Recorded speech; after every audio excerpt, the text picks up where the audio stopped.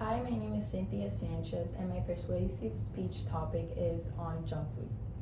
So, have you ever wondered if the fast food that you're eating is having a negative effect on your body? Well, I'm actually here to inform you that about the negative effects that it's having and why you should minimize the consumption. I've actually struggled in the past with high levels of cholesterol, and me and my doctor concluded that it was due to my diet. And I've actually done a lot of extensive research on the topic. So, why should everyone prioritize nutrition? Well, it's simple. The constant consumption of junk food will have a negative effect on your body, and if we're not cautious early on, this can compromise your overall well-being. So, some of the main points that we're going to be talking about in this speech is the effects that fast food has on the digestive system and cardiovascular system, and also on the respiratory system and on the skin. So let's begin about talking about the effects that it has on the digestive system and the cardiovascular system. So the way that the digestive system works is by breaking down carbs into glucose. Extensive junk food consumption can affect insulin. Insulin comes into play when there's a surge of glucose in the body. When there's repeated surges of glucose in the body, this can cause insulin production to start failing. And a diet high in sodium can put you at risk of getting blood pressure. High levels of sodium in the body can cause water retention, which eventually increases blood pressure and puts stress on your heart. In fact, a study published on the journal Helium tested the correlation between fast food consumption and high blood pressure by testing on two groups. The first group consumed junk food less than 3 times a week, while the second group consumed junk food more than 3 times a week. When the results came out, it showed that fast food does in fact have an effect on blood pressure. Let's continue to talk about the respiratory system and the effects that junk food has on it.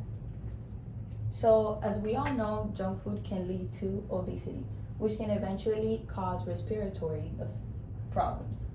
The excess calories found in junk food can lead to weight gain, which puts pressure in your lungs and in your heart, which leads to difficulty in breathing by simply walking, running, or just even sitting down. In fact, as stated by the American Journal of the Preventive Medicine, the consumption of fast food has been associated with obesity. A breathing condition that is very common is asthma. Asthma is a condition in which your airways become inflamed and produce extra mucus, which as a result makes it hard to breathe. According to the author Philippa Elwood, the analysis that were found that three or more weekly servings of fast food were linked to 39% increased risk of asthma in teens, while 27% increased risk in children. Let's continue to talk about the skin, the effects that it has on the skin. So not only does junk food has an internal effect in your body, but it also affects the outer layer, which is the skin.